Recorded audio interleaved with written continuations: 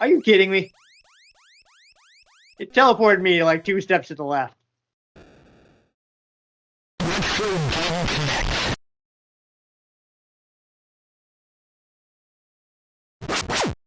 Hello and welcome to Retro Game Connect. I'm Dan Mastriani.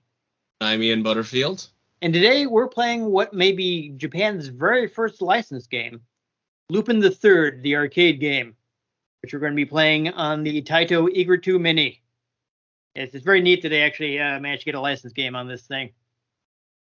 So I'm not even sure if there are any earlier licensed examples. I found some people trying to figure it out, and they had trouble finding anything that was released prior to this. Of course, there's some American games that beat it to market, but you know, this may have been the first one in Japan. The struggle with video games and history is no one recorded a lot of it.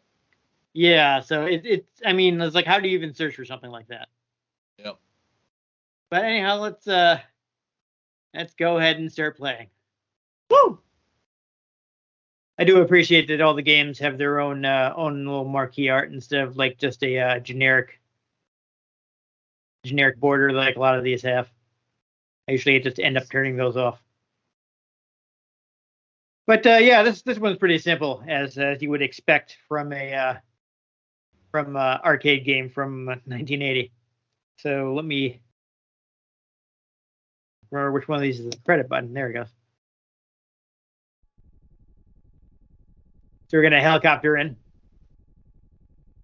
This is a basic maze chase game. Top.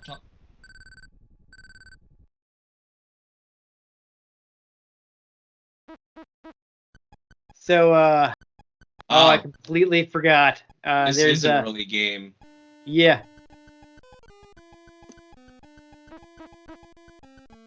The music from the show, at least?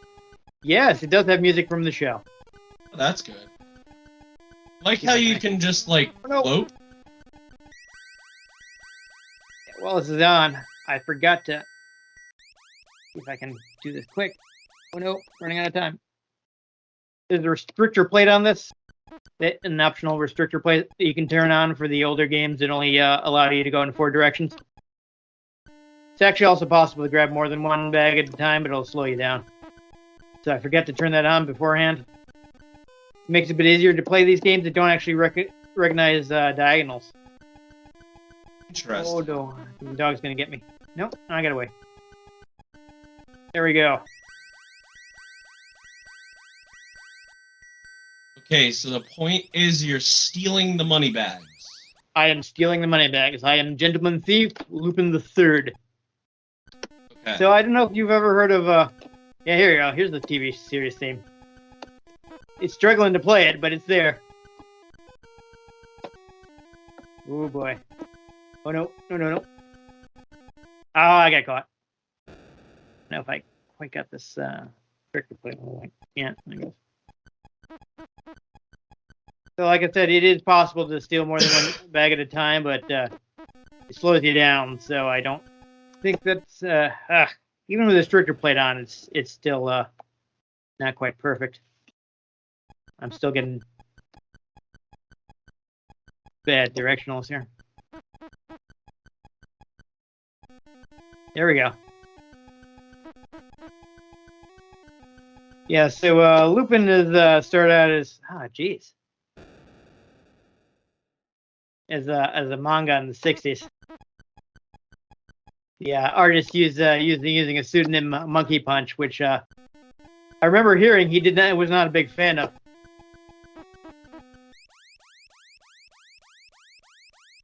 I got a limited amount of teleports.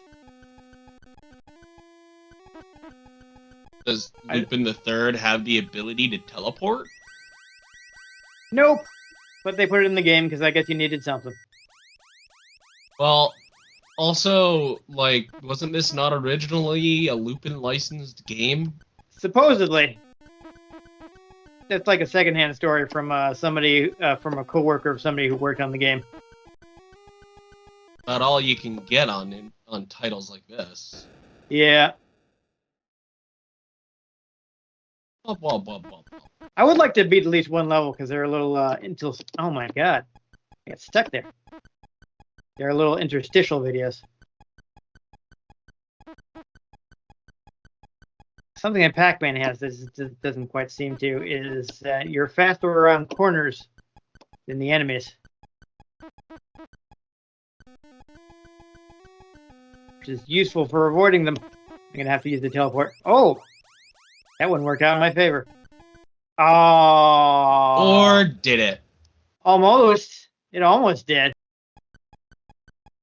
Yeah, well, this ain't horseshoes or hand grenades. No. I understand there are like patterns you can exploit in how they move, but I haven't played this enough to really know what those are.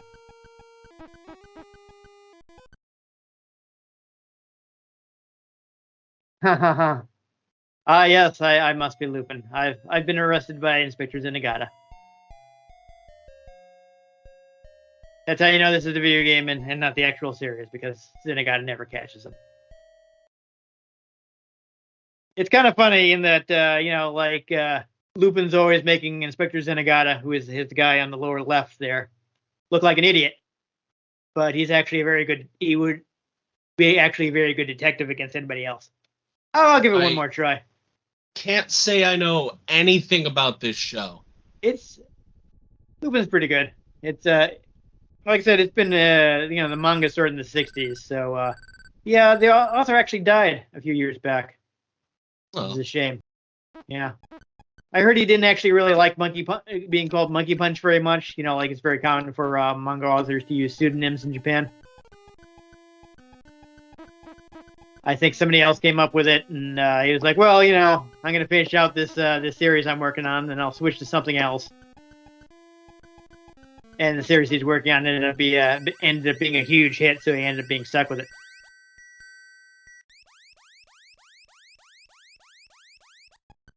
Which is kind of amusing.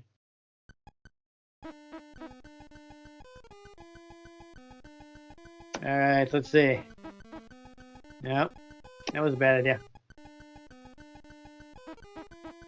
You guys have two themes. I'm not sure what the other theme is.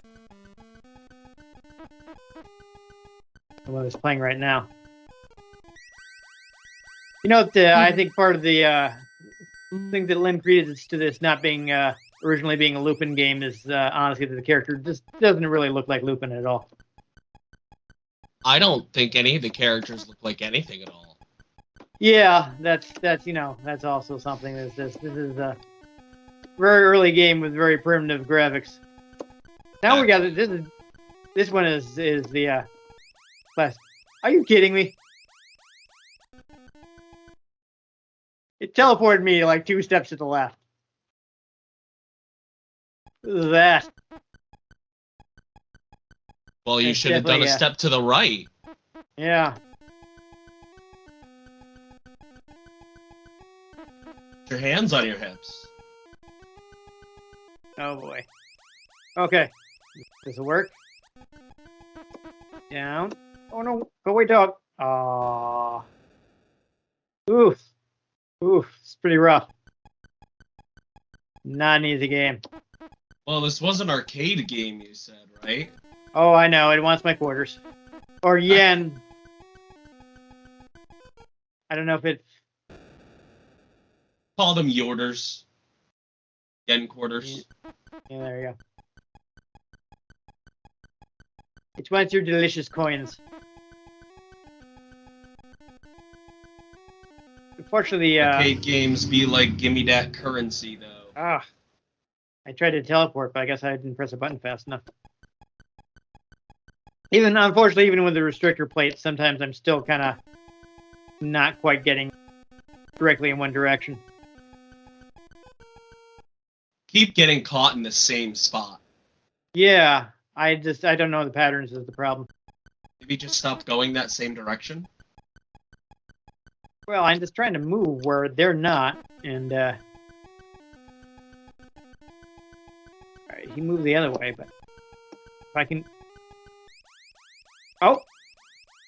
Alright, that was a good teleport. I like that it plays the same music that, like, plays when, an elevator door opens. Oh, that was unfair. Yeah. Alright, well, Jeez. I don't want to bang my head against this, but I think we We got an idea of what it looks like. That kind of money sucking, you'd think EA made this. Heyo. Oof, oof. All right, there we go. It's pretty simple game.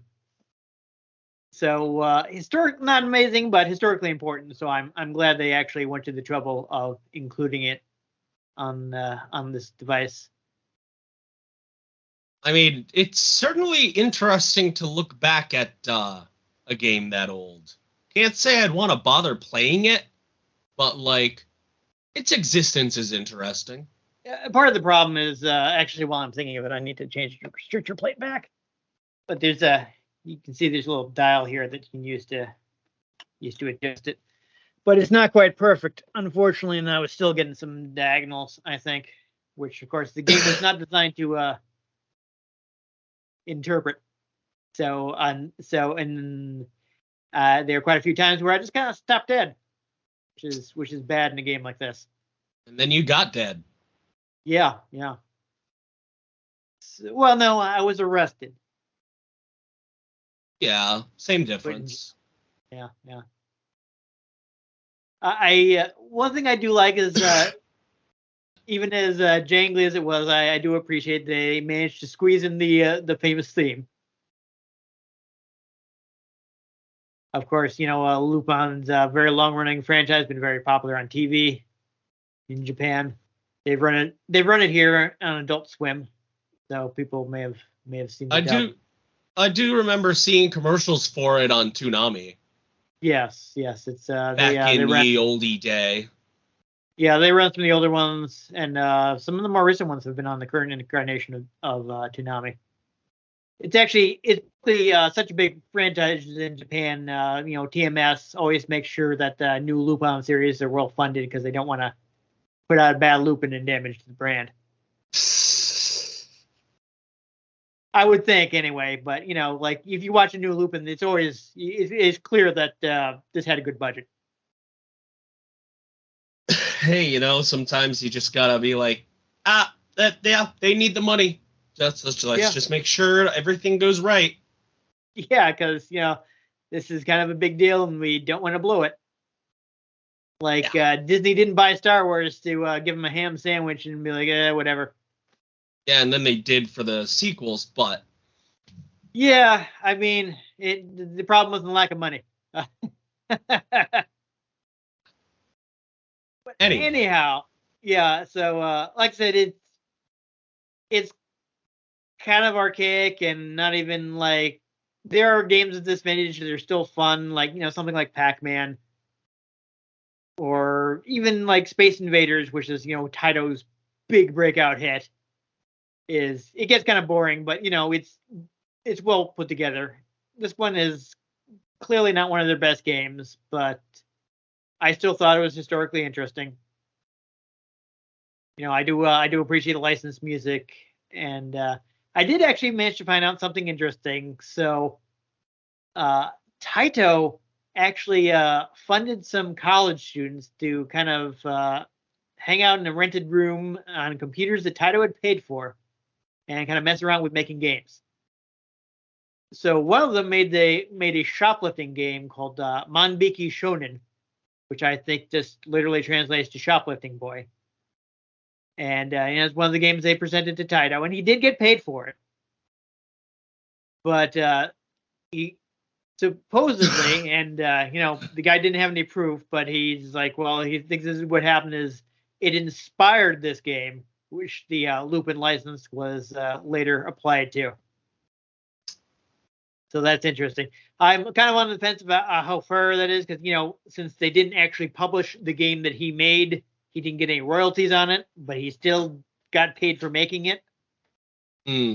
So it would have been good if he got the royalties. I think that would have been more fair, but at least they didn't be like, oh, we didn't publish your game, so you don't get paid.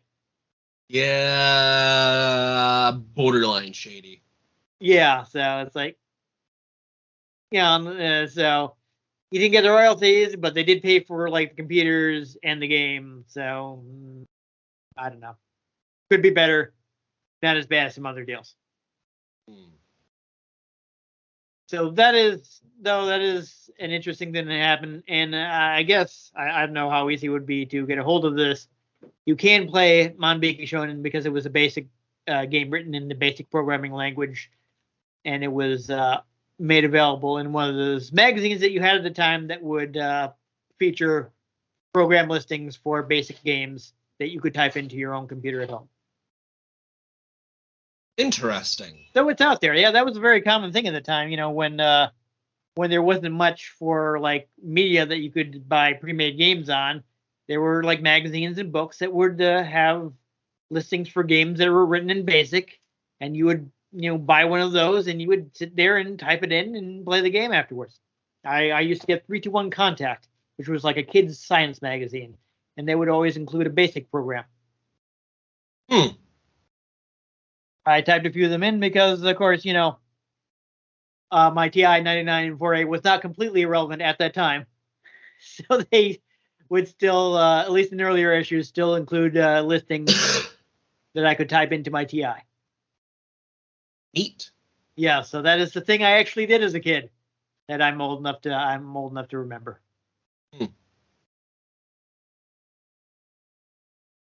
But still, I'm glad we took a look at it. I wish the restrictor worked a little better. I think I might have been able to get a little farther if I was getting fewer accidental diagonals. But of course, I suppose you can only do so much on something that's going to be twisted in. It has to be only temporary because you don't want to block people from doing diagonals when they want to do diagonals in some of the more recent included games. So it's neat that they managed to get it in there, but obviously it's not perfect. It is convenient to be able to move in more than 4 directions. Yes, and games that want it. I mean, honestly, the really cool feature, since I have this thing out, I will show off, is you see he actually has a 4:3 LCD screen, and what you can actually do is you can pop it out, and you can twist it, and now you got a vertical screen for when you're playing vertically oriented games. Oh, nice. Yeah, so this is the marquee feature of the Egret 2 Mini, is that it has that adjustable screen. So I think that's where most of the money went to getting that right. But it's also cool, and it takes SD cards, so it's expandable. So they may release more games for it in the future. There's already a set of 10 games that come with a paddle. But aside from the expense, I heard the paddle games are not working super great right now. So I decided to maybe hold off on that, and if they improve it in the future, then maybe I'll get the paddle controller and we can play Arkanoid, like with a trackball, like as originally intended. Neat.